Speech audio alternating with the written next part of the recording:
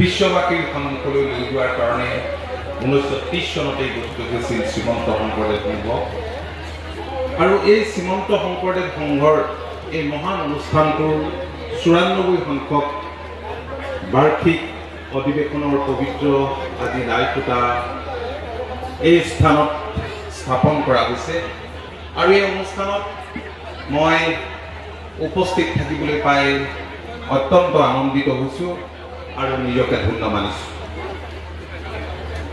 মই আন্তৰিকতাৰে আশা কৰিছোঁ যে 2025 বৰ্ষৰ ফেব্ৰুৱাৰী মাহৰ 6 তাৰিখৰ পৰা যি 4 দিনীয়া কাৰ্যসূচীৰে এই স্থানত সংঘৰ 94 সংখ্যক বাৰ্ষিক অধিৱেশন অনুষ্ঠিত হ'ব।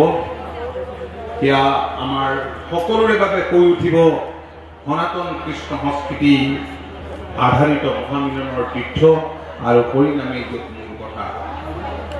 আজি হৰিনামেৰে মুখৰিত এই বৃহৎ অঞ্চল এই স্থান আৰু পবিত্ৰ হৈছে বুদ্ধিমন ইন্দ্ৰিয় মহত্ব সংকাৰ ব্ৰহ্মত পৃথক নুনি যতেক সংকাৰ ব্ৰহ্ম ব্যতিৰেকে নিচা যত দেখি আন জড়িত উপজি যেন আন। মই উল্লেখ কৰি গৈছোঁ যে হৰিনাম ৰসৰ শ্ৰৱণ কীৰ্তনেৰে আজি যোৰহাট জিলাৰ মৌবনাৰ এই এৰাউতৰি পথাৰৰ আকাশ বতাহ মুখৰিত হৈ বৈকুণ্ঠপুৰীত এই স্থান পৰিণত হৈছে। চৌদিশে কেৱল হৰিনামৰ ধ্বনি, এই হৰিনামৰ ৰসৰ মাজেৰে নিগৰিছে অমৃত। হৰিনামৰ ৰসে অমৃত প্ৰকাশে প্ৰেম অমৃতৰ ধ্বনি।